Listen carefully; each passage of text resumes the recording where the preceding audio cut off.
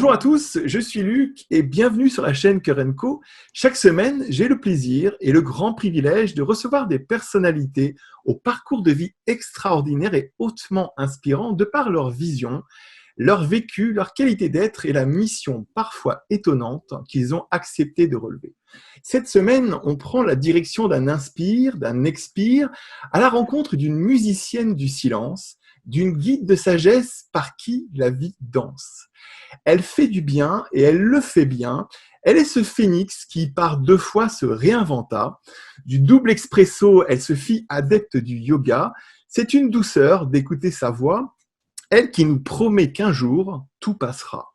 Cette semaine, j'ai l'honneur d'accueillir Nicole Bordelot. Bienvenue à vous, Nicole. Oh, merci de cette belle invitation. Je suis ravie d'être là. Moi, je suis ravi aussi, Nicole, de vous accueillir. Vous êtes pour moi une éternelle renaissante, une phénix à 2 fois brûlée, à 2 fois réinventée. Et chacun de vos pas semble vous amener plus près de la beauté et de la liberté. Alors, comme je vous disais tout à l'heure en émission, j'ai l'honneur de vous accueillir ici et j'ai envie de retracer ce déjà si beau parcours de vie qui est le vôtre. Alors, je sais que vous êtes auteur, conférencière, maître en yoga et professeur de méditation. Vous avez grandi à Sainte-Terre, en Abitibi, au Québec. Entre autres, on a déménagé 14 fois durant mon enfance, donc Sainte-Terre est un des endroits.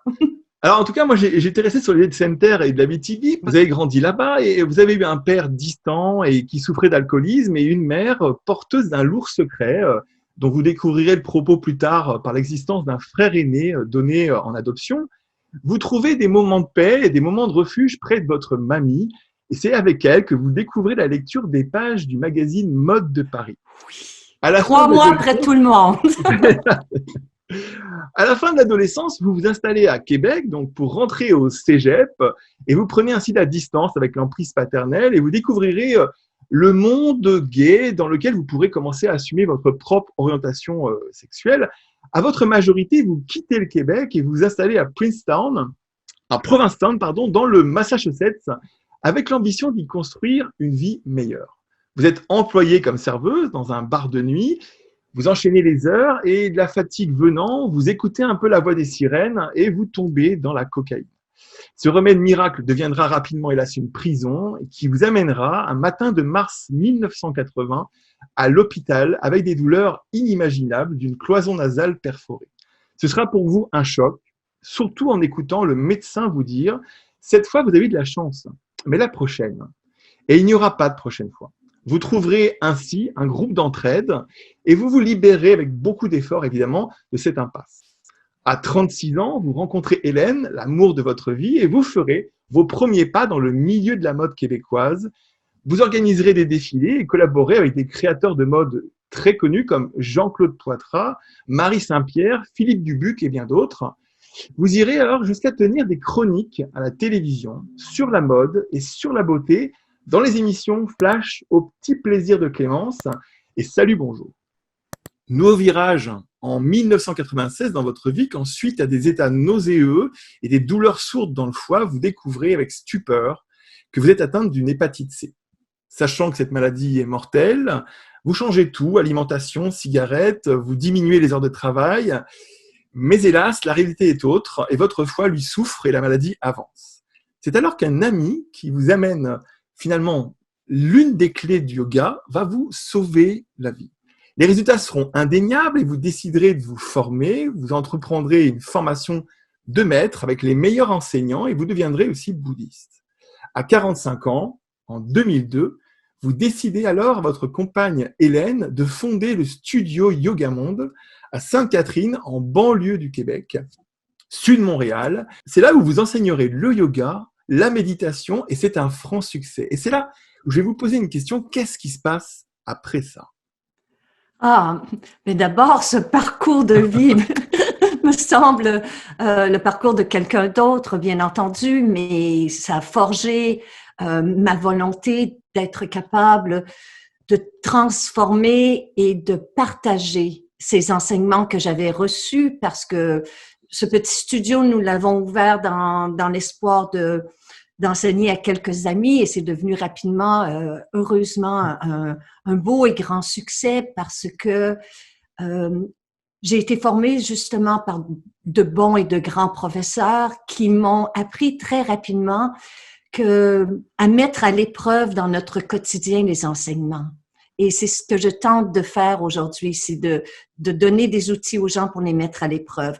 Donc, Yoga Monde a commencé de façon très modeste et nous avons opéré ce studio durant 18 ans. Ça m'a permis d'enseigner ici, de former des milliers de professeurs de yoga et de méditation, mais aussi de guider des retraites à l'étranger.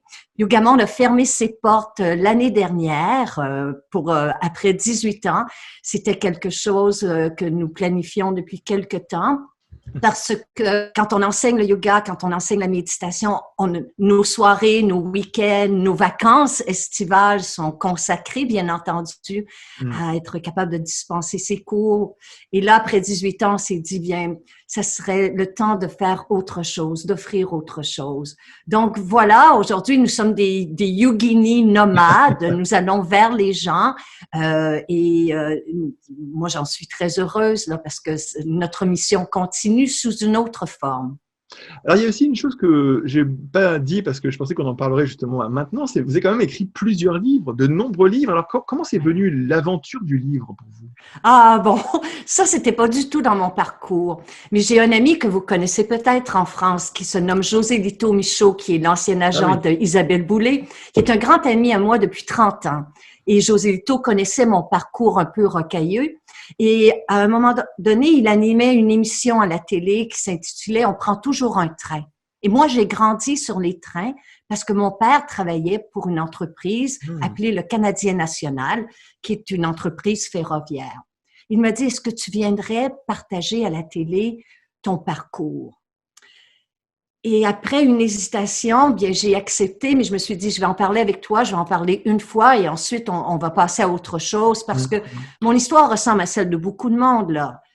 Alors, j'ai fait cette grande émission à heure de grande écoute et le lendemain, deux éditrices de la Maison des Éditions de l'Homme sont venues me proposer d'écrire un livre sur justement ce parcours. Et j'ai dit non, je suis vraiment, non, c'est pas quelque chose que je planifie faire, même si j'écrivais déjà. J'écris chaque jour depuis l'âge de 13 ans. Mais elles ont été brillantes. Elles m'ont dit, ah, mais vous n'avez pas besoin de partager votre parcours. Faites juste partager ce que vous partagez avec vos étudiants. Alors là, je vous le dis, j'ai écrit un premier manuscrit de 350 pages. Ah oui. Et il devait être publié cette année-là en décembre. Je l'ai fait lire à José Lito. Et après quelques heures, je lui ai téléphoné pour savoir ce qu'il en pensait. Et il m'a offert un silence. Parce que je n'y parlais pas de mon parcours. Je ne faisais que diffuser les enseignements qui m'avaient été donnés, mais sans parler de comment je les avais incarnés, mis à l'épreuve. Alors, j'ai dit à José Lito, c'est pas le vrai livre, hein? Il m'a dit non, malheureusement. Alors, après une longue méditation, j'ai jeté le tout. J'ai téléphoné à ma maison d'édition. Ils ont accepté avec grande noblesse de cœur que je reprenne le travail et Vivre, c'est guérir allait voir le jour. Et après, j'ai eu comme la piqûre, Zénitude et Double Espresso, L'art de se réinventer, Revenir au monde, Tout passe, Respire. Respire, ouais. Ont été des ouvrages qui m'ont beaucoup apporté. Vous savez, je vous disais tout à l'heure que je trouvais que vous étiez un phénix rené 2 fois de ses cendres et réinventé, on en reparlera après. Mais alors, vous qui avez vécu ce sentiment d'ébranlement intérieur et cette perte de sécurité face à la maladie, comment vous avez vécu cette pause sur image mondiale du confinement depuis mars 2020 ? Ah, mais c'est une belle question parce que moi, au départ, le fait d'entendre le mot virus tous les jours, pas de traitement, pas de médicaments, pas de vaccin, m'a ramené des années derrière. Et ces peurs inconscientes que l'on porte en soi, ces traumatismes que l'on porte en soi, ont bien entendu remonté à la surface. Et je pense que c'est là, si vous me permettez cette parenthèse, le sens d'une grande épreuve que l'on vit collectivement. Chacune d'entre nous, des moments, des états qui demandent à être guéris, à être observés, à être mis à la lumière, vont faire surface. Alors, j'ai senti ce moment d'angoisse d'être face de nouveau à un virus sans traitement, sans médicaments. Mais après quelques jours, je me suis dit, mais attends, tu as déjà fait ce parcours-là. C'est vrai. Et là, tu n'es pas seul. Nous sommes tous ensemble sur le même bateau. Quels ont été à cette époque-là les enseignements, les leçons, les outils qui t'ont permis de traverser, de mieux vivre cette angoisse, de lui donner sens? Et je suis retournée dans mes journaux intimes, dans mes carnets. Je suis retournée derrière. J'ai souligné c'est ça, des leçons de vie qui m'avaient été porteuses de sens à cette époque-là. Et c'est ainsi qu'est né le dernier livre qui s'intitule Tout passe, parce que c'est le premier enseignement que j'ai reçu il y a 30 ans. Tout passe. On va en reparler parce que cette idée de tout passe, finalement, vous la posez après tellement d'expériences. Donc, ça prend du sens et puis il y a de la cohérence. Alors, je voulais vous poser une question que j'ai posée à une personne que vous connaissez bien, Christine Michaud. On en parlait tout à l'heure hors émission. Alors, je vais vous poser une question qui me semble un peu étonnante. C'est vrai que chaque fois je la pose aux gens et ils me disent, tiens, c'est étrange que vous disiez ça, Luc, mais est-ce que pendant cette période de confinement, vous avez remarqué chez vous un comportement que vous ne connaissiez pas ou un comportement ancien qui est revenu comme ça à la surface? Ah oui, c'est certain. Je pense que c'est pour la grande majorité d'entre nous le sens d'une épreuve collective. C'est précisément ce que je disais tout à l'heure, c'est que ce qui demande à être guéri va remonter à la surface des vieilles peurs, des vieux traumatismes, des comportements que l'on souhaite revoir, corriger. Je pense que le sens d'une épreuve, par exemple, cette pandémie, elle nous coûte très, très cher présentement, Mm. en perte humaine, en perte économique, en perte de repères. Mm. Mais bien qu'elle n'ait pas de sens pour l'instant, parce qu'il est trop tôt, chacun et chacune d'entre nous, nous sommes invités à lui donner un sens et de voir qu'est-ce que je souhaite à travers cette épreuve transformer au meilleur de moi.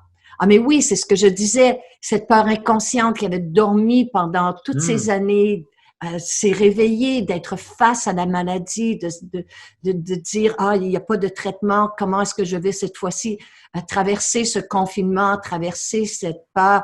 C'est sûr que pour moi, ça a remonté, mais ça a remonté dans mon corps et c'est mon laboratoire et c'est mon terrain de travail. Mm. Et Mm. c'est là qu'aujourd'hui, j'ai des outils à travers le souffle, à travers le qigong, à travers le yoga, à travers la méditation, de travailler avec ce terrain-là, d'incarner, de laisser la peur, de l'accueillir, de la ressentir, mais Mm. ensuite de la transmuter en une énergie qui est plus positive et plus créatrice. Ces temps-ci, en France, on se demande un peu s'il faut qu'on attende en serrant les fesses ou se lancer dans une nouvelle sagesse, parce que la question se pose.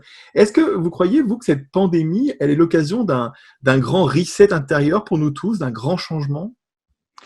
Mais je crois que oui, inévitablement, parce que quand des gens disent, ah, j'ai hâte au retour à la normale, mais à y regarder de près, est-ce que c'était vraiment normal? Mm. Normal, la façon dont nous vivions auparavant, régi par l'efficacité, la rentabilité, l'hyperproductivité. Moi, il y a des gens, nous vivons dans le même quartier depuis 29 ans. Et il y a des gens dans notre quartier que je n'ai jamais vu marcher, que je n'ai jamais vu au parc avec leurs enfants, qui travaillaient tout le temps, qui passaient d'innombrables heures dans des bouchons de circulation.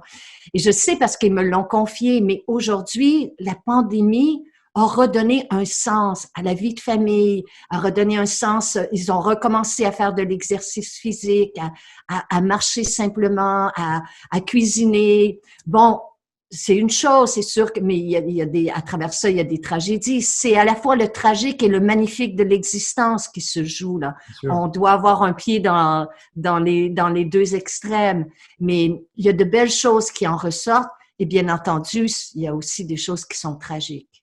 Oui, vous parlez d'extrémité et puis les pieds qui dansent entre deux endroits différents. Ouais, C'est vrai qu'en France, nous, on a un neuropsychiatre qui s'appelle Boris Cyrulnik, que vous devez connaître, j'imagine, oui. qui a vulgarisé un peu le concept de la résilience. Et vous, qui avez quand même eu une enfance difficile, puis un parcours de vie chaotique par moments, donc avec une force de résilience, quelles sont les pratiques ou quels sont les conseils que vous pourriez donner aux gens qui souffrent en ce moment de cette difficulté psychologique qui est celle de la crise du Covid? Oui. Je pense que c'est de garder une vision panoramique de notre vie, de savoir que individuellement, nous n'en sommes pas à notre première épreuve. Chacun et chacune d'entre nous, nous avons déjà vécu des échecs, des pertes, des peurs, des angoisses. Nous avons traversé des nuits blanches, des périodes de remise en question, des périodes de doute. Et peut-être qu'à quelque part dans notre vie, le pire est survenu, mais nous avons survécu. Et nous allons continuer de survivre. Je pense qu'on porte en soi des ressources insoupçonnées. Et c'est justement devant l'adversité que l'on doit être capable de puiser dans ces ressources-là. Mais je ne suis pas certaine qu'on peut le faire seul. Je pense qu'on a besoin de demeurer en lien les uns avec les autres. On a besoin de s'inspirer, de s'encourager, de se supporter. Puis on a surtout besoin d'honorer notre humanité, notre vulnérabilité. C'est difficile ce que nous vivons présentement. Et ici, au Québec, je ne sais pas si c'est comme vous en France, mais il y a eu ce fameux dicton « Tout va bien aller, un peu comme une formule magique au départ, là, puis comme une solution miracle. Puis il y a eu du bon, ça a encouragé des gens. Mais peut-être que 30 ans de maladie chronique, moi, m'a enlevé un peu de légèreté. Et je dis aujourd'hui, je n'ai pas le bonheur facile, mais j'ai le bonheur lucide. Et je sais qu'on va y perdre des plumes dans cette pandémie, mais c'est pas une métaphore, là. Mais je pense qu'on va se créer des ailes, dans le sens qu'on va se libérer de choses qui ne nous ressemblent plus. On va transcender des situations personnelles, spirituellement, qui nous affaiblissent, qui nous limitent, pour être capable d'être plus fort intérieurement. J'aime beaucoup cet exemple que vous donnez avec les plumes et les ailes. Et c'est vrai que vous parlez beaucoup de la joie aussi, qui est quelque chose de très fort pour vous. Alors tout à l'heure, je vous disais en émission que dans cette émission, on avait un moment de joie un peu associé à Thierry Ardisson. Alors je vais vous poser quelques petites questions, des questions un petit peu particulières parce qu'elles ont ce petit côté upside down, un petit côté à l'envers, parce que le but, c'est de découvrir ainsi les parties malicieuses de votre personnalité à travers des questions étonnantes, vous allez voir. Alors, parfait. Voilà, je voudrais vous savoir... si vous pouviez vous cloner, et s'il pouvait y avoir une deuxième Nicole Bordelot, que ferait cette deuxième Nicole Bordelot pendant ce temps-là? Qu'est-ce qu'elle ferait? Pendant que moi, je fais mon travail et tout cela, je crois qu'elle se nourrirait de silence, de recueillement, de longues marches en nature, de contemplation, et je pense que c'est ça qui moi parfois me manque le plus, c'est de pouvoir prendre de longues retraites comme je pouvais avant m'offrir. Donc je pense que ça serait ça. Rien de très excitant là, rien de très rock and roll. Ça serait vraiment oui, ça serait ça. Alors, puis éventuellement, il faudrait que ce clone disparaisse pour que je sois en unité et en harmonie avec moi-même. Alors, j'allais vous poser une question, j'allais vous demander quelle est votre plus belle erreur? Ma plus belle erreur. Ah, ça, c'est beau. Il faut que ce soit une maladresse qui est venue de mon cœur. Ma plus belle erreur, oh, mon Dieu, c'est peut-être pendant longtemps de ne pas avoir pu voir l'homme derrière celui que j'appelais papa. Et c'est une belle erreur parce que lorsque j'ai été capable de soulever cette étiquette-là, ça m'a apporté tellement de guérison et ça m'a appris que l'être humain est voué à changer et qu'il ne faut jamais, jamais se fier à l'apparence. Il y a, je pense que c'est Christian Bobin qui a dit derrière chaque visage, il y a une personne qui a traversé l'enfer 1000 fois, là, je paraphrase, mais je pense que c'est ça. Ça a été pour moi une belle erreur de croire qu'il était quelque chose. Et la beauté là-dedans, c'est de découvrir qu'il était tellement autre chose. Alors, quel est le défaut qui vous sauve la vie? Le défaut qui me sauve la vie, d'être capable de dire non. Oui, j'ai appris à demeurer avec l'inconfort, le moment de culpabilité, d'hésitation, mais d'être capable de dire non. Et la maladie m'a laissé ça en cadeau. De savoir quand est-ce que je dépasse mes limites physiques, quand je suis prête à dire oui à quelque chose qui me ressemble pas, me ressemble plus, d'être capable de dire non. Il y a des gens qui trouvent que c'est un défaut, mais moi, c'est mon plus beau défaut. Ouais, en tout cas, je comprends bien que ce soit un beau défaut. Si vous pouviez ne plus avoir peur de rien, quelle est la peur que vous conserveriez pour vivre? Celle de blesser les autres. Hmm. Oui, celle de blesser l'autre. Oui. Alors, quels sont les mots que vous n'avez jamais dit à personne? Hmm. Toujours. Intéressant. Parce que j'ai appris que tout passe. Hmm. Alors, toujours dans le sens de tout est appelé à changer continuellement. Et de dire à quelqu'un, tu es toujours comme ceci, tu fais toujours cela, je tente. Je ne suis pas sûre que j'y parviens tout le temps, là, mais je tente de ne pas utiliser ce mot-là, de pas mettre quelqu'un dans une catégorie, une étiquette et de dire, ah, cette personne-là, elle est toujours comme ceci ou comme cela. Ou moi, je suis toujours comme ceci, comme cela. Le mot toujours, je ne suis pas sûre que ça devrait exister dans le dictionnaire parce que je pense que c'est une illusion. Oui, c'est très inspirant ce que vous me dites par rapport à ça. Je trouve ça très intéressant. Alors, j'allais vous poser une question. Si vous pouviez croire en quelque chose pendant 1 an uniquement, à quoi vous voudriez croire? Mais j'y crois déjà. Mais je dois renouveler cette croyance régulièrement. Je crois sincèrement et profondément à la bonté de l'être humain. Je crois que nous naissons en voyant la perfection dans l'autre. Nous naissons profondément bienveillants et bons. Mais c'est une croyance que je dois renouveler régulièrement. Quelle est la qualité que ceux qui aiment et qui vous aiment voient de vous que vous ne voyez vous jamais?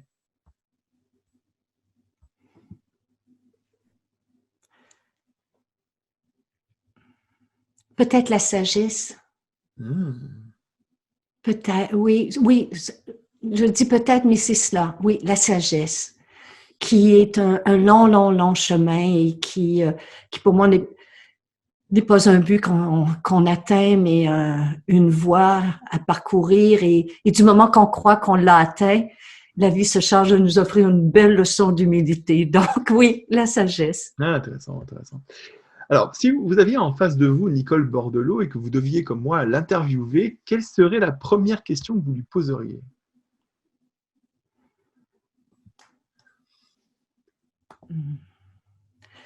Quel serait votre plus grand défi? Le défi le plus grand que vous aimeriez relever? Et c'est le même depuis de nombreuses années. Et c'est celui, êtes-vous prêt? Je suis prêt, j'écoute. C'est celui de mourir les yeux ouverts. Ah oui, j'aimerais mourir avec un regard empli d'amour sur ce que je laisse derrière et les yeux grands ouverts sur ce qui est à venir. J'ai toujours eu en moi, il y a des gens qui trouvent ça comme mais j'ai toujours eu en moi cette croyance que si on réussit notre ultime départ, on a réussi notre vie. Parce que jusqu'à la toute fin, on a une chance. Jusqu'au dernier souffle, il y a une chance. Il n'est jamais trop tard pour dire un je t'aime, un pardonne-moi. Jusqu'au dernier souffle, la vie nous offre une chance. Donc, je veux réussir l'ultime départ. Pour l'instant, je vis dans le moment présent. Je ne m'y prépare pas, là, mais j'aimerais bien réussir à mourir les yeux ouverts. Magnifique défi, magnifique défi. Alors, moi, je trouve que, Nicole, vous avez un grand sens de la formule. Et quand vous dites particulièrement que la méditation que vous pratiquez est faite pour atterrir en plein centre de votre vie et non pas pour vous évader dans des univers parallèles. Alors, je me posais la question, après toutes ces années, comment vous voyez la méditation? Est-ce que c'est une source de liberté d'être pour vous? Mais la méditation, pour moi, ce n'est pas la pratique à laquelle je m'exerce chaque jour sur un petit banc de bois. La méditation, parce que si j'arrive à méditer 1 heure, là, c'est fantastique, je le dis souvent, mais il m'en reste 23. Et c'est dans les 23 autres heures que je mets à l'épreuve ma pratique de méditation. C'est facile pour moi de fermer les yeux, de me concentrer, facile, c'est simple, disons, de me concentrer sur mon souffle, de faire la paix intérieurement parce que ça fait des années que je m'y exerce. Mais si je pète les plombs 3 heures plus tard, ou si j'ai un moment d'intolérance, d'impatience, un moment d'indifférence, c'est là ma méditation. C'est là de dire, et c'est cet éveil-là pour moi. Pour moi, c'est ça la méditation. C'est quelque chose qui se vit au quotidien. Je dois m'y exercer, comme toute chose, comme un chirurgien qui s'exerce, mais qui, lorsqu'il est au cœur d'une opération, se doit de faire appel à sa méditation. Donc, pour moi, c'est quelque chose c'est le parfum, si vous me permettez, qui doit me suivre dans les 23 autres heures. Sinon, ça vaut pas la peine de passer 1 heure par jour. Tout le monde a autre chose à faire, 1 heure par jour sur un banc de bois. Bien sûr. Si on ne voit pas les bienfaits dans les 23 autres heures. Vous savez, la chaîne Kurenko, c'est une chaîne en rapport avec l'état d'être. Et moi, quand je vous ai vu donc, dans les différentes interviews que j'ai pu suivre de vous, j'ai eu l'impression que votre état d'être intérieur, c'était la liberté. Et alors, je me suis demandé, est-ce que cette pratique et cette non-pratique dont vous parlez, de la méditation, ça vous avait donné une nouvelle identité de liberté intérieure? Ah oui, elle la donne à chacun. C'est à travers la connaissance de soi. Méditer, c'est aller à la rencontre de soi. Puis ça, c'est pas une formule, là, c'est s'asseoir avec sa colère, avec son chagrin, c'est s'asseoir au cœur de sa peur, c'est s'accueillir comme on accueillerait un ami sans jugement, puis on apprend à se connaître. On apprend à voir les mécanismes qui alimentent nos souffrances, nos angoisses. Puis si nous sommes capables de les observer sans jugement, c'est fantastique, là, la transformation qui se fait. C'est pas miraculeux, c'est progressivement, c'est souffle par souffle. Mais à travers la méditation, j'ai appris à me connaître et j'ai surtout appris à me comprendre et à moins me juger et à me donner plus d'espace pour me transformer puis pour accepter mes failles, pour accepter mes chutes et mes rechutes. Donc, c'est ça. C'est une pratique infiniment précieuse. Oui, vous parlez de la pratique et alors c'est vrai que je lisais quelque chose sur vous et on parle parfois de pratiquer l'immobilité. Et à votre avis, qu'est-ce qui fait d'après vous qu'en présence de l'immobilité, les émotions négatives, elles s'épuisent d'elles-mêmes? Mais la réponse est dans la question. Elles ne sont pas nourries par l'avidité, par la peur, par l'angoisse, par l'illusion, la projection, le jugement. Alors, elles ont besoin d'être une pensée qui n'est pas nourrie, qui n'est pas alimentée, qui n'est pas suivie. Comme une bulle de savon, elle disparaît. Mais on a appris, nous, à ruminer et à constamment nourrir et suivre nos pensées. Mais en méditation, on ne fait que les observer. On s'exerce à les observer. Et lorsqu'une pensée n'est pas nourrie, eh bien, petit à petit, on débranche son système de survie. Et elle perd de sa force, elle perd de son emprise sur soi. Et vous disiez aussi, alors je trouvais ça très intéressant parce que vous disiez, sûrement la pratique, l'ancienneté et puis ce que vous êtes, mais vous disiez qu'à un moment donné, dans la méditation, il y avait cette possibilité de retrouver de l'espace en soi. Oui. Mais alors, il se remplit de quoi cet espace? D'une pleine attention.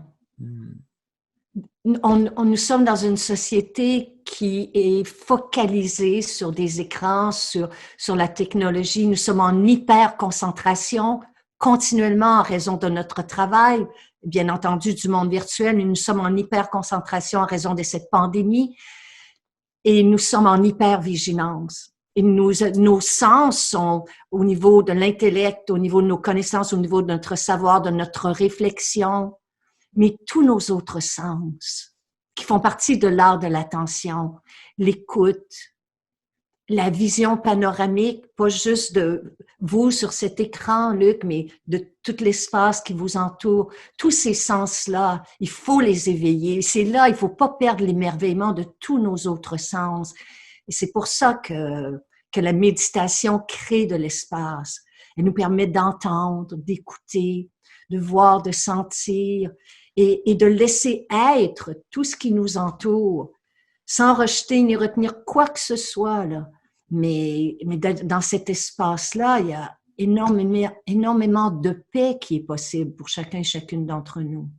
Je me disais que nous, dans ce pays qui est celui de la France, qui est celui de l'intellect, de l'intelligence, on pourrait toujours nous faire comprendre qu'on n'a pas envie de rester sur un zafou assis à attendre la paix intérieure, mais je me disais que peut-être vous avez cette idée aussi, c'est que quelque part, avoir de l'espace intérieur grâce à la méditation, ça apprend aussi à entendre l'intelligence du tout. Mais oui, c'est très bien dit. Mm. Ce que l'on permet d'être en méditation, on permet d'être dans notre monde intérieur et extérieur. Et c'est dans cette permission d'être que tout peut se vivre, se transmuter, se transformer. C'est Nietzsche qui disait qu'à l'intérieur du chaos, non, il y a une forme de création qui se fait. Et en méditation, on s'assoit en plein chaos. Quelqu'un qui s'assoit en méditation et qui croit que ses pensées vont s'arrêter, qu'en fermant les yeux, il y a une paix intérieure qui s'y trouve, ben bonne chance. Parce qu'en tout cas, moi, c'est pas mon chemin. Au contraire, c'est en méditation là que les peurs s'éveillent, qu'elles se manifestent, que les angoisses, que ce besoin de bouger, cette suractivité, cette agitation mentale se manifeste le plus. Et si je peux l'accueillir dans l'immobilité, mais dans une pleine présence, eh bien, petit à petit, elle s'apaise. Donc oui, vous l'avez très bien dit. Oui, on parlait de l'intelligence du tout là, par rapport à ça. Et il y a aussi l'intelligence de la vie. Alors, j'avais envie de revenir à l'automne 2015, à un moment donné où la vie, elle vous surprend encore une fois, puisqu'il y a un nouveau traitement que vous recevez pour combattre l'hépatite C, et celui-là, il fonctionne. Alors, vous êtes alors guéri, et vous parlez de quelque chose de très beau, je trouve, qui s'appelle le cadeau mal emballé de la vie. Est-ce que vous pouvez nous en parler de ça?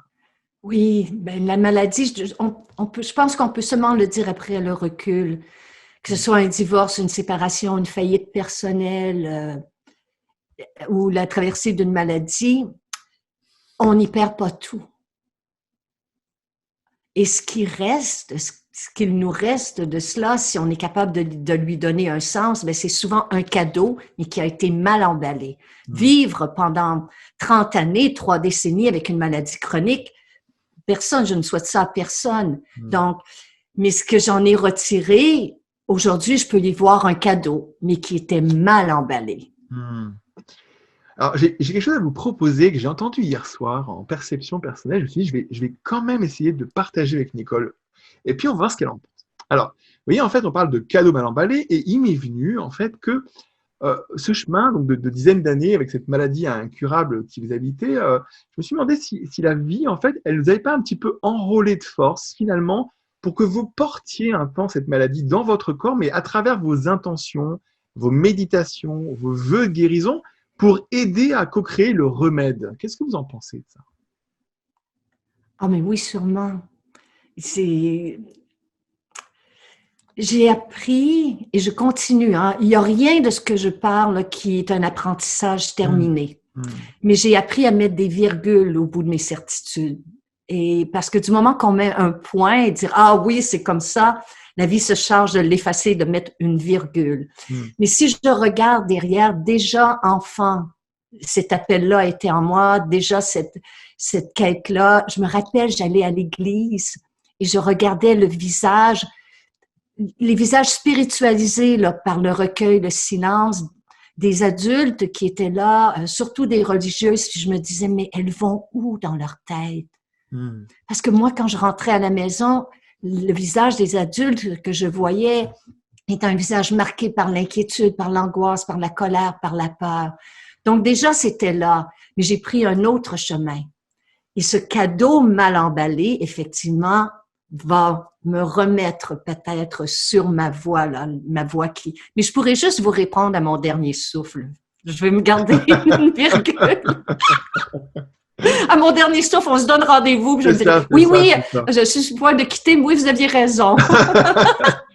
Écoutez, moi j'ai eu cette impression parce que je me suis dit, et j'ai rencontré pas mal de gens déjà dans les interviews, et je me suis rendu compte que parfois la vie, elle avait besoin de gens dévoués à la vie, qui étaient prêts à prendre un temps en charge des difficultés de vie, mais c'était pour aider la vie à combattre ce que la vie n'était pas en fait. C'est pour ça que je Ah me suis oui. questionné. Je me suis dit, mais peut-être qu'en fait, Nicole Bordelot, sans le savoir, elle a essayé de combattre avec son corps cette absence de solution pour une maladie qui était là. Et que finalement, dans ses méditations, dans ses moments de vœux, d'intention, elle allait faire progresser l'intention générale de résoudre le problème. Ah, mais c'est beau. Et c'est beau, mais, mais je pense que chacun et chacune d'entre nous, là, je suis très, très sincère, Hmm. on a ce chemin-là intérieur. Chacun, chacune d'entre nous, on va avoir à vivre ça. Puis moi, à travers le yoga, la méditation, ça peut sembler Hmm. un peu un peu plus près du but. Hmm. Mais non, le père qui se lève la nuit pour un enfant malade ou la personne qui sépare un sandwich avec un sans-abri, c'est peut-être pas vu, là, il y a peut-être pas de méditation sur YouTube, mais c'est le même chemin, là. On a tous ce chemin-là à voyager. Hmm. Alors, la méditation, vous le disiez avec vos mots, avec votre beauté personnelle, elle permet de se donner, comme vous disiez, la permission d'être qui l'on est, ce qui est un peu un pléonasme a priori, mais et peut amener aussi le pardon, la guérison. Mais parfois, c'est la vie qui va tout résoudre en un instant à sa façon. Et alors, la vie, elle vous a fait un cadeau, une réparation, peut-être même une nouvelle permission de vous aimer, lorsque vous découvrez par hasard, sous une pile de vieux documents, le journal de votre père. Est-ce que vous pouvez nous en parler? Ah, oui, non, je l'ai pas découvert sous une pile. Mon père est mort de façon tragique, là, à 52 ans. Ça a été une mort subite. Et nous avions rien réglé. Ce conflit-là continuait d'être entre nous. Et quand quelqu'un disparaît comme ça, là, sans que les choses soient réglées, c'est très douloureux pour ceux et celles qui restent. Donc, quelques années après sa mort, au moment où je traversais, moi, personnellement, un moment difficile, ma mère m'a remis des journaux intimes de mon père. Elle m'a remis une quinzaine de petits carnets noirs. Puis elle m'a dit, je te les offre, tu peux en faire ce que tu veux, mais il y parle de toi. Hmm. Ouf, ça là, cette phrase-là. Et je me revois là, avec les 15 carnets sur lesquels il n'y a aucune date. Hein? C'est 15 carnets noirs, petites feuilles quadrillées. Et à les ouvrir comme ça au hasard et à reconnaître d'abord l'écriture de mon père, puis et dans la fiction que j'ai écrite l'année dernière, S'aimer malgré tout, je me suis servi de ce moment-là. C'est le seul moment dans le roman où la réalité rencontre la fiction, mais à un moment donné, j'ai découvert cet homme, j'ai découvert cet être humain, j'ai découvert sa grande sensibilité, sa beauté, son amour de l'art, ses rêves échoués, ses échecs personnels et tout ce que ça avait créé comme, comme dépendance chez lui, d'où venait Hmm. la dépendance à l'alcool, qu'est-ce qu'il tentait de sevrer à travers ça, qu'est-ce qu'il tentait de médicamenter. Et l'étiquette papa s'est soulevée et j'ai rencontré l'homme. J'ai rencontré et ça a été là, oh mon Dieu, profondément guérissant. Puis c'est pour cela que je le dis, il est jamais trop tard. Il est Hmm. jamais, jamais trop tard pour envoyer un petit texto, un SMS que vous appelez, un courriel, laisser un message téléphonique, même si ça fait 25 ans de dire à quelqu'un, écoute, pardonne-moi, ou je voulais juste te dire que je t'aime, ou je pense à toi. Hmm. C'est fou, là, mais ce moment-là, là, cet instant vivant dans l'ici, le maintenant, peut réparer, ou en tout cas amoindrir des années de souffrance. Hmm. Et c'est vrai aussi que quelque part, c'est parfois étonnant comme la vie va attendre et trouver un moment où déflagration, Oui, ce moment-là, et puis d'un seul coup, oui. libération.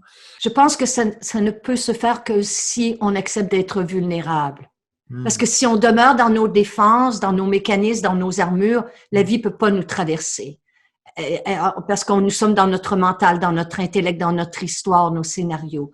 Dans un moment de vulnérabilité, là, il y a quelque chose qui nous traverse. Hmm. Oui, vous avez raison, c'est beau de le dire comme ça. Justement, alors, on parlait de la beauté des signes de la vie et de leur pouvoir exceptionnel, il faut le dire comme c'est. Et vous qui venez du monde de la mode, parce que vous venez du monde de la mode et de euh, la beauté est un culte dans le monde de la mode. Aujourd'hui, Quelle est l'importance pour vous de la beauté d'être? Ah, c'est quelque chose qui est hors mode, là. C'est quelque chose Mmh. qui se cultive et que lorsque la jeunesse nous quitte, lorsque nous sommes au cœur d'une maladie, lorsque nous sommes face à des pertes, il faut savoir qu'on a toujours quelque chose d'autre à offrir et que la véritable beauté, c'est notre bienveillance, c'est notre compassion, c'est notre écoute, c'est notre tendresse. Mais, puisqu'il y a un mais, elle ne peut être dans sa pleine beauté que si on se l'accorde aussi à soi. Si elle est unidirectionnelle, qu'on a de la compassion que pour l'autre, ça, c'est une chose. Avoir de la compassion pour soi, ça, c'est beaucoup plus difficile. En tout cas, ça l'a été pour moi, mais c'est là que la véritable beauté d'être Mmh. a pu prendre sa forme. Mais quand même, j'ai eu l'impression, si vous voulez, j'ai eu l'impression que quand même, dans votre cas à vous, dans votre histoire à vous, dès le début, la beauté, c'est le fil conducteur. Et Ben, en raison de ma grand-mère. voilà, Oui, voilà. Mais en oui, même temps, vous auriez oui, pu ne pas être sensible à ça. Et on voit quand même quelque part que, moi, c'est ce que j'ai vu chez vous dans les différentes interviews que j'ai vues. J'ai vu quand même que vous aviez une pratique intérieure à la beauté du lien, à la beauté des mots, à la beauté du son de la voix. Vous voyez, c'est quelque chose que j'ai remarqué chez vous. Et je trouve que je me suis dit, c'est pas étonnant qu'elle ait choisi le yoga, parce qu'il y a aussi une beauté dans le yoga. oui, Il y a une beauté dans la méditation. Et alors, je me oui, dis, quelque part, on ne peut pas non plus en vouloir à nos jeunes d'être sur TikTok, d'être sur Instagram et de non, regarder les premiers états de la oui. beauté. Vous voyez? La création sous toutes ses formes, C'est ça. oui. Mm. Quelque chose qui est authentique, qui est vivant, qui est vibrant et beau. Puis beau, c'est pas la perfection, là. Mm. C'est pas les filtres, les apparences, c'est pas la jeunesse, la minceur, tous ces dictats-là. Beau, c'est une maladresse qui vient du cœur.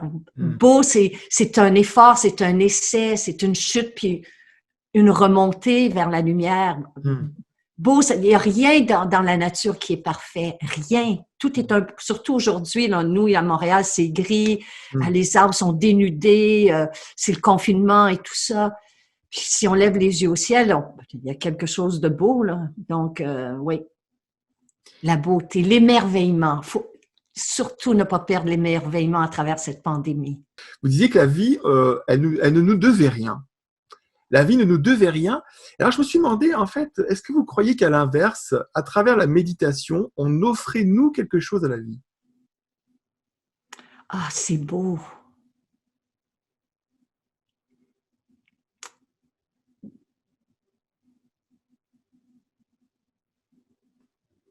Ben, pardonnez-moi, je l'accueille avec le silence, là, parce que c'est beau. Mm.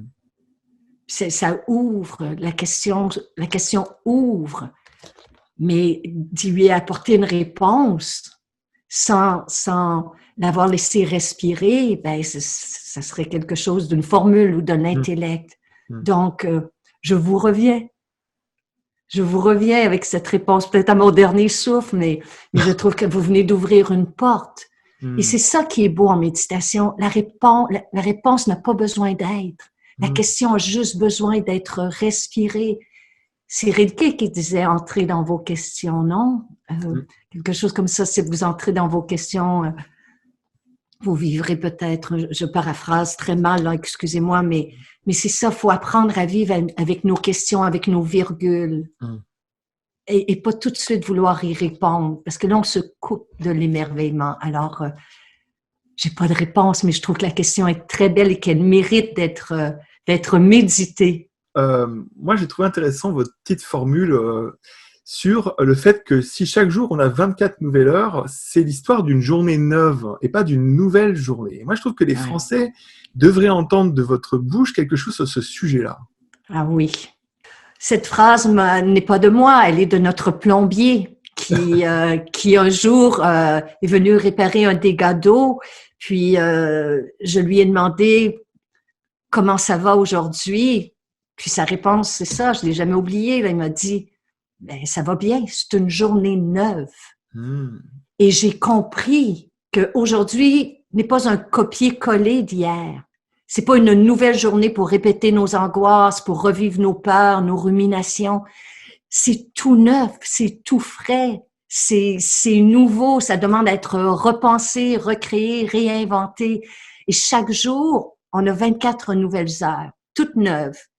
Mais chaque soir, quand on se couche, il faut aussi prendre conscience que notre vie, peu importe qu'on pratique le yoga, la méditation, qu'on soit vegan ou peu importe notre régime alimentaire ou notre état de santé, notre vie va être plus courte de 24 heures. Tout le monde. Les Tibétains ont cette fabuleuse pratique. Ils ont une tasse, me partageait un ami, qu'ils tournent à l'envers le soir, ne sachant pas s'ils auront la chance de la remettre à l'endroit le matin. Donc, et si le matin ils s'éveillent, ben, ils remettent la tasse et c'est une journée neuve. Vous êtes proche depuis des années de Christine Michaud. Et alors, il n'y a pas longtemps, je regardais sur Instagram, elle parlait de son P comme positivité. Et je me demandais, une maître du yoga, qu'est-ce qu'elle pense de cette idée de positivité? Bon, je reviens.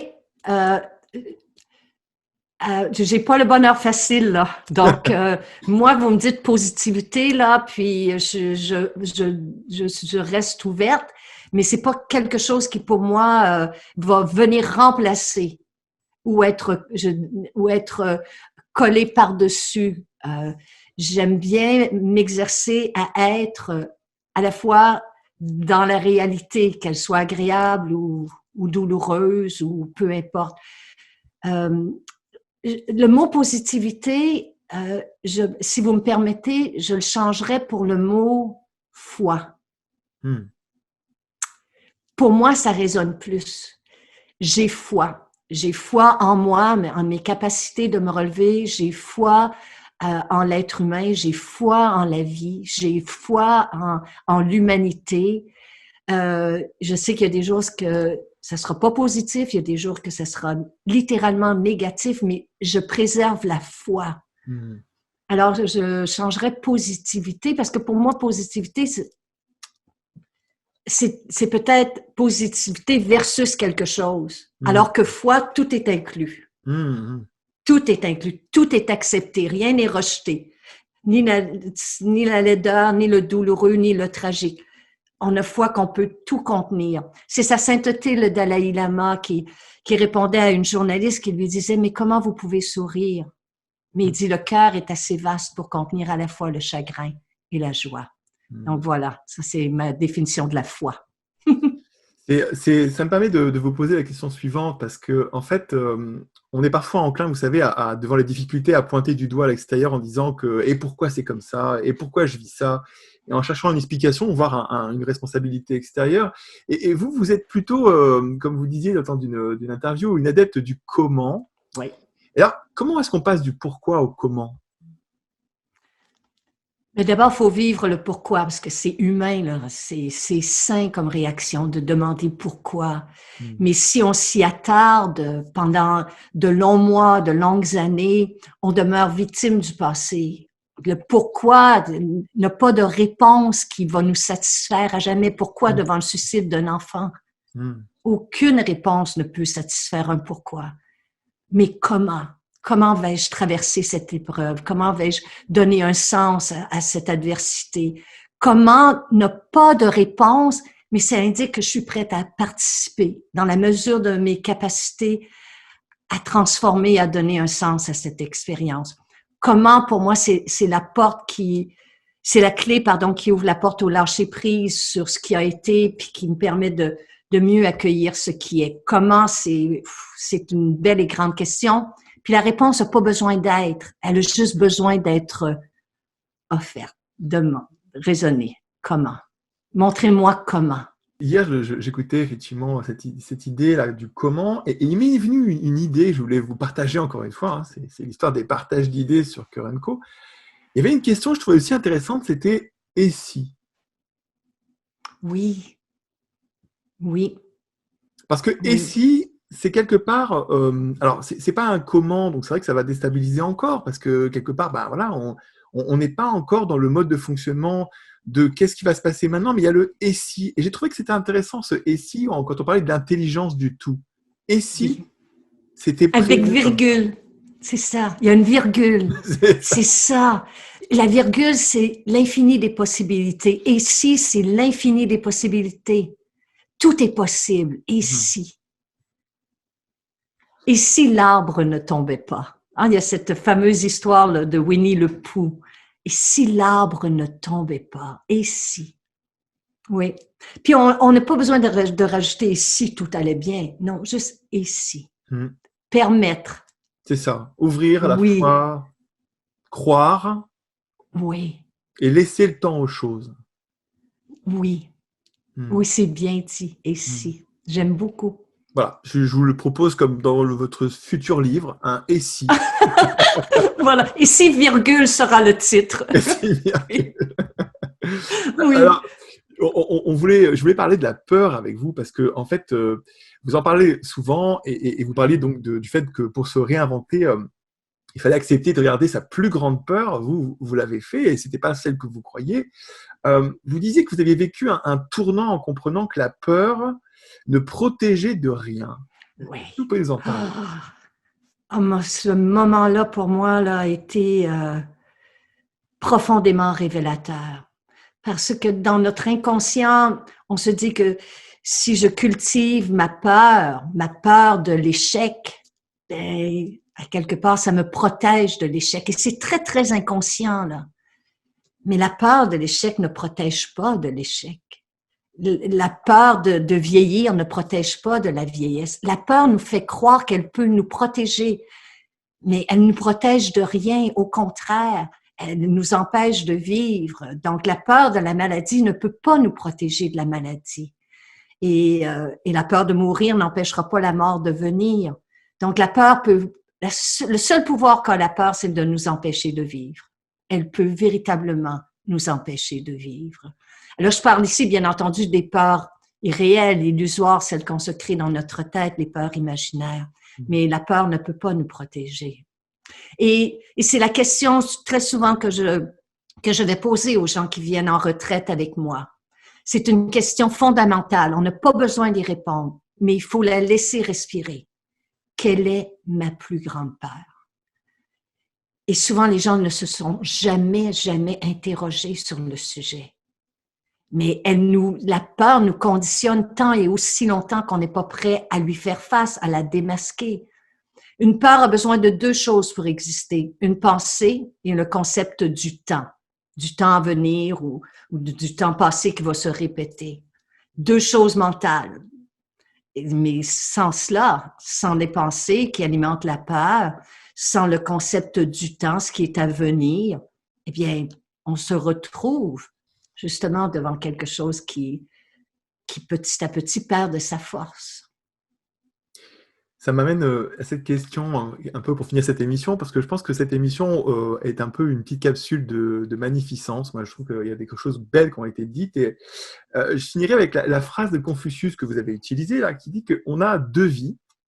Et la deuxième commence le jour où on réalise qu'on en a juste une.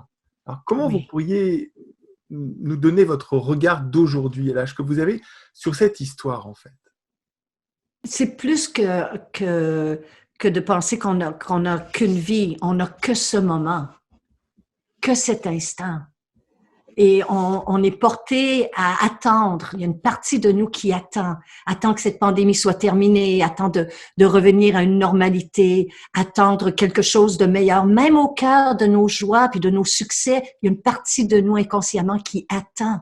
Hmm. Mais on n'a que ce moment. Et notre vie est contenue dans cette entièreté, là, dans cet instant même. C'est pour ça que méditer est si précieux pour moi, parce que ça me rappelle de pleinement vivre cet instant. Nous sommes ensemble. Je ne suis pas à penser à ce qui est à venir plus tard après cet entretien, parce que il n'y a que cet instant-là qui compte pour le moment. Je dis pas qu'on peut être comme ça 24 heures sur 24. Il faut planifier, il faut prévoir, bien entendu. Mais il faut se préserver des moments où on réalise qu'on n'a qu'une vie, que cet instant, que ce souffle, que ce qui est là. Mais tout y est. Hmm. Tout y est. Alors, c'est vrai que moi, je remarquais en votre présence, et puis là, en votre présence, parce qu'il y a eu deux présences, celle d'avant, quand je voyais vos vidéos et les interviews de vous, et puis cette présence aujourd'hui, je me suis vraiment senti en présence d'une personne dont l'état d'être, c'était la liberté. Et c'est vrai que j'avais envie de vous poser la question à la fin, parce que c'est pas, vous n'en parlez pas souvent de la liberté. Vous parlez de la joie, vous parlez de la conscience, vous parlez du silence, vous parlez de la méditation. Et j'aimerais savoir si ça vous parle, cet état d'être, de la liberté en vous. Oh, mais tellement. Et je n'ose pas le nommer Hmm. parce que c'est quelque chose qui est fragile. C'est Hmm. quelque chose qui, pour moi, n'est pas acquis à jamais. C'est quelque chose que je tends euh, vers continuellement, mais c'est l'ultime, là, la liberté intérieure, de Hmm. savoir que mon bonheur, ma paix, ma joie ne dépend pas des circonstances de ma vie, mais que c'est cultivé intérieurement, puis que ça, c'est l'ultime. Donc, c'est peut-être pour ça que j'en parle moins, parce que c'est quelque chose que je trouve précieux et fragile, et si vous me permettez d'utiliser ce mot, sacré. Hmm. Nicole, je vous remercie. On a passé un moment Ah. très agréable ensemble. Merci beaucoup de ce moment. Merci aussi à vous qui avez suivi cette émission. Vous pouvez vous abonner en cliquant sur ce petit bouton en dessous, abonnement. Vous pouvez en parler, partager. Vous pouvez aller sur le site de Nicole Bordelot, dont je mettrai le propos en dessous. Nicole, merci beaucoup. Namasté. C'était une joie.